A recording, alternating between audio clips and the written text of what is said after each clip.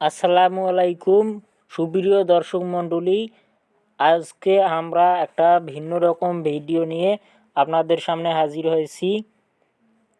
তো অনেক দিন পর পুকুর থেকে একটা মাগুর মাছ ধরতে পারলাম।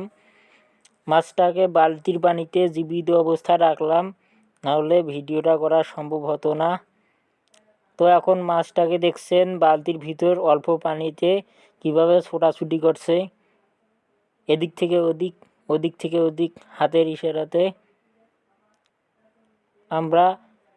আমারও মাছটাকে নিয়ে খেলা করতে খুবই ভালো লাগতেছে, ছোট বাচ্চাদের মতো। আপনারা অনেকে এই মাছগুলো খান না, খেতে পারেন, একবার পছন্দ করেন না। এগুলোর মধ্যে কিছু সামুদ্রিক মাছ রয়েছে, পাঙ্গাস, রূপচাঁদা, ইটিয়ে। এগুলো অনেকে ঘৃণা করেন, তাদের উদ্দেশ্য করে বলছি, যারা এগুলো বড় মাছ খেতে না পারেন সমস্যা নাই, কিন্তু ছোট মাছগুলো খাবেন।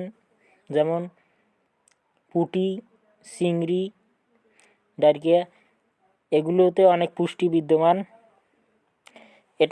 এগুলো মাছ অনেক বাজারে কম দামে পাওয়া যায়, সহজলভ্য। গরিবদের জন্য একদিকে ভালো, যারা বড় মাছ কিনতে পারে না। ভিডিওটা ভালো লাগলে অবশ্যই একটি লাইক দিবেন, আর আমার কথায় কোনো ভুল ভ্রান্তি হলে একটু ক্ষমার দৃষ্টিতে দেখবেন সবাই, কারণ মানুষ মাত্রই ভুল হতে পারে, এটা স্বাভাবিক। ধন্যবাদ সবাইকে।